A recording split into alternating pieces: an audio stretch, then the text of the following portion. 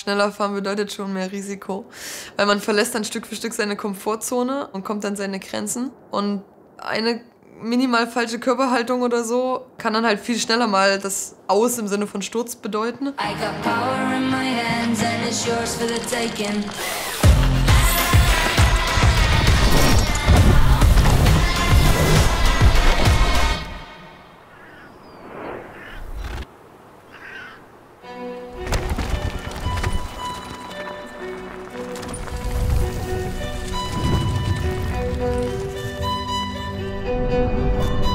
Ich möchte immer besser werden und ich möchte irgendwas immer besser können. Und ich habe auch so ein bisschen im Kopf dieses, warum soll man als Frau nicht so schnell fahren können wie ein Mann?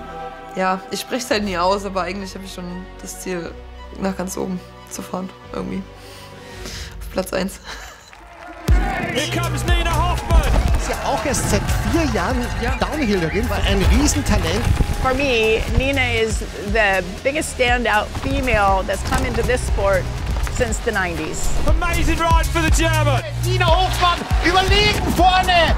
Ich denke, das ist die kompletteste Sportlerin unter den Downhillerinnen, die von allen alles mitbringt. Den Mut, das Draufgängerische, das zum richtigen Zeitpunkt mal den Kopf ausschalten. Skill, determination, hard work, and that personality and organization. She's very brilliant. Beste Platzierung einer deutschen Fahrerin in der Geschichte des Weltcups.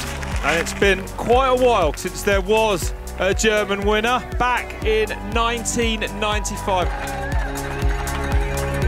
That's my kind of girl, and I just think she's fantastic. Das habe ich jedes Mal im Kopf. Dieses, ja, wie lange geht es noch so weiter? Wie lange kann ich das Spiel noch so spielen? Wie lange werde ich noch so erfolgreich sein?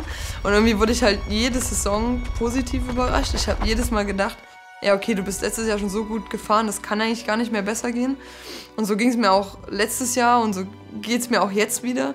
Aber doch, ich warte schon auf den Punkt und auf den Tag, wo ich mal richtig zurückgeworfen werde und auch mal ja, merke, okay, so stark bist du doch nicht und hier und da sind deine Schwächen.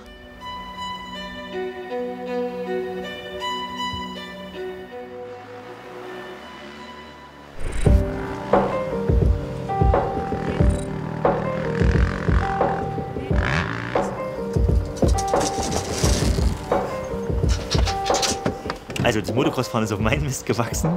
Ja, auf der Suche einfach nach Sportarten, die fürs Training gut sind, fürs Downhillfahren gut sind.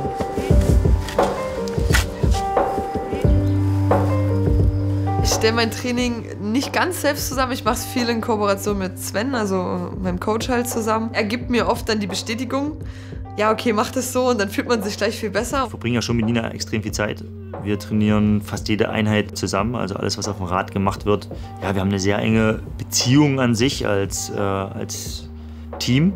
Hey, du siehst total dick aus in dem Ding. Kann er nicht machen. Ist er kaputt. Oh, ich hab Ohrringe drin. Ja, ich geb mich geschlagen. Eine Zerrung sein. Nina kam mit ihrem damaligen Freund in den Laden und hat nach Unterstützung gefragt. Eigentlich nur für die Reparaturen und Service an ihren Bikes. Ja, was habe ich gedacht? Wieder so eine schrille junge Frau, die zwar verrückt ist, aber nicht gerade schnell oder sehr sportlich, sondern eher halt verrückt und laut. Das habe ich gedacht. Wir haben zusammen trainiert, ab und zu mal zusammen Rad gefahren und dann hat man schon schnell gemerkt, dass da sehr viel sportlicher Gedanke dahinter steckt.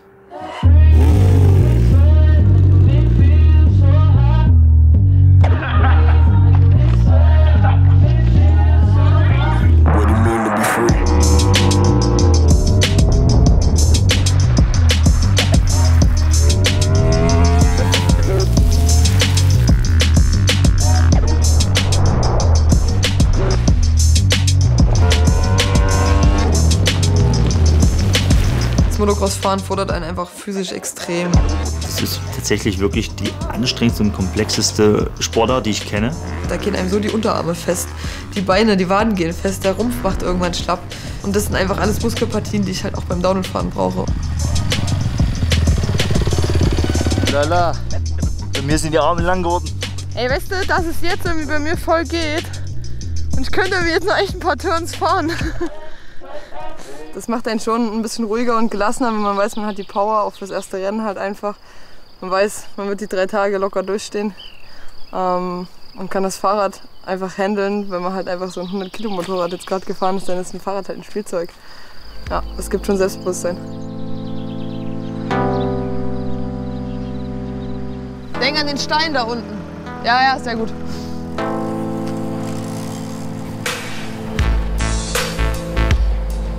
Der Leogang ist das Auftaktrennen dieses Jahr. Das ist halt irgendwie immer was Besonderes. Man weiß nicht, wo man steht. Man weiß nicht, wie gut hat man trainiert. Was haben die anderen Mädels über den Winter gemacht. Die erste Qualifikation ist dann immer so ein erster Schlagabtausch. Und man ist halt natürlich nervöser als bei den anderen Rennen. Dann können wir das Auto auch so weit wegstellen, dass wir einen Meter hier noch haben, um so rauszugehen. Das geht auch. Und machen die Markise vom Auto. Ja. Dann machen wir die Wand hier einfach raus dann später, oder? Ich bin ja der Papi für alles drumherum.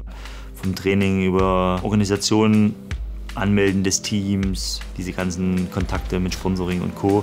Dadurch, dass wir so klein sind, ist es halt sehr, ich nenne nicht intim, aber eben so halt, man kennt sich untereinander, man ist einfach super, harmoniert super zusammen und es gibt eigentlich irgendwie wenig Konflikte, das halt bei mehr Leuten einfach oft der Fall ist und man ist flexibler. Wir haben zusammen das alles aufgebaut dann und ich war immer der Mann im Hintergrund, der das organisiert hat und gemacht hat und ja, Nina stand vor der Kamera.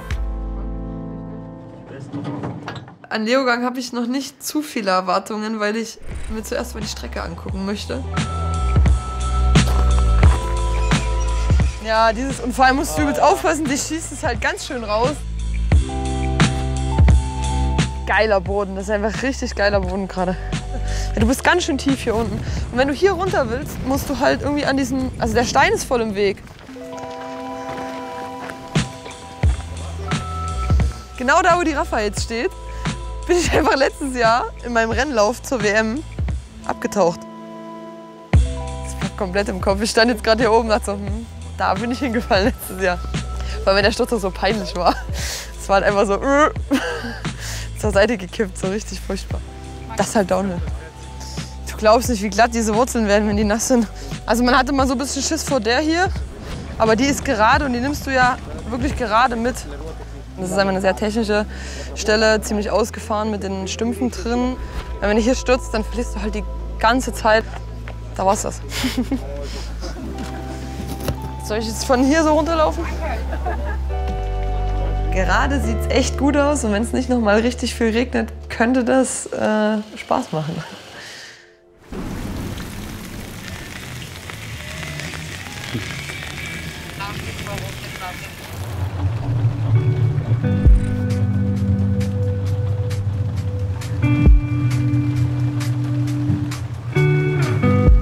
Was ist denn für ein Matchplan? Das war wunderbar.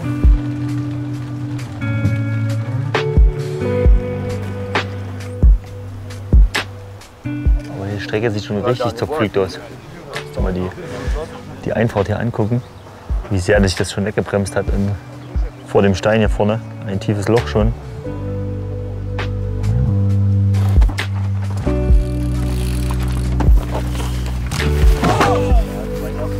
Wird spannender. Das Wetter ist nur nicht gerade das Allergeilste. Damit wird es alles ein bisschen unberechenbarer. Kommt sie? Ja, die nächste ist sie. Cool.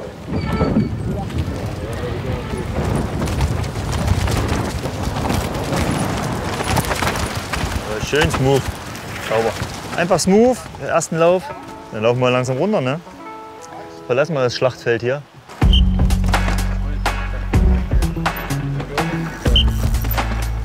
Nina, in der ersten Stumpfsektion, hier fährt jeder eigentlich innen lang. Die Stümpfe hier, ob die überfahren, das alles.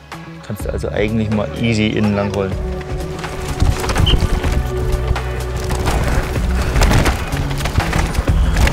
Alles okay, das ist die sichere Linie. Ja, also ein großes Team wäre schon einfacher, definitiv. Ich bin immer nur am Koordinieren und am Rumrennen und aufpassen und ein bisschen an der Strecke gucken. Wenn man die Wally zum Beispiel sieht, was die für einen Support an der Strecke hat, mit Line Scouts und Leuten, die für sie nochmal Trackwalk machen, damit sie nicht gehen muss. Und auch eine Miriam Nicole, da stehen so viele Leute an der Strecke, die ja immer durchgeben, wo, wie du was zu fahren hast. Es ist schon drumherum viel zu tun. Nur das Fahren alleine, das macht sie selber, aber den Rest müssen wir schon irgendwie organisieren. I'm totally überfordert.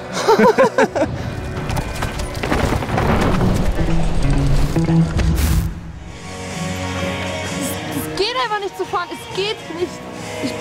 Nein, da kannst du runterlaufen, da bist du schneller. Nee, auf gar keinen Fall. No way. Da töte ich mich nur. Es hat null Sinn. Die Rinnen sind so tief. Du stehst überall. Der Schlamm ist, ich weiß nicht, aber wenn du das hier anfasst, guck mal, das ist so fest. Alter, ich bin richtig wütend gerade. Warum, du machst das Ding sauber. Das hat nichts mehr mit Fahrradfahren zu tun. Da braucht man kein Rennen fahren auf so einer Strecke. Das größte Problem ist bei mir das Selbstbewusstsein dann. Vielleicht bin ich auch nach außen selbstbewusst oder so, aber nach innen nicht, wenn ich die Strecke nicht beherrsche. Wenn ich nicht über der Strecke stehe. Das heißt, wenn irgendwelche Sachen in der Strecke sind, wo ich tatsächlich vielleicht auch Angst oder einfach zu großen Respekt davor habe, weil sie halt nur in 50% der Fälle klappen. Das ärgert mich dann einfach, weil ich weiß, ich könnte halt eigentlich noch mehr, aber es ist einfach kein Selbstbewusstsein da gerade. Und das brauchst du in der Sportart einfach. Wenn du nicht selbstbewusst bist, dann passieren auch einfach Fehler, weil du zu vorsichtig bist an vielen Stellen, zu sehr bremst und dann fliegst du hin. Da sich wieder rauszukämpfen und das Selbstbewusstsein wiederzubekommen und die Sicherheit wiederzubekommen, das ist echt schwierig. Error.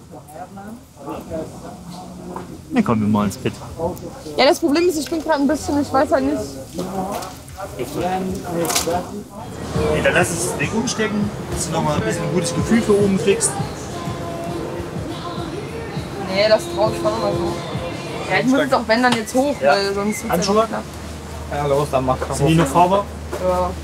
Ich habe sie jetzt nochmal hochgeschickt, damit sie den Kopf nochmal ein bisschen frei kriegt. Und sich aufs Fahren konzentriert und nicht aufs Schimpfen und Machen. Das ist halt viel leichter, wenn jemand von außen kommt und das mit dir auch nochmal bespricht. Deswegen sind halt so Personen wie Sven eben wichtig, die dann in dem Moment einfach auch nochmal mit dir darüber reden.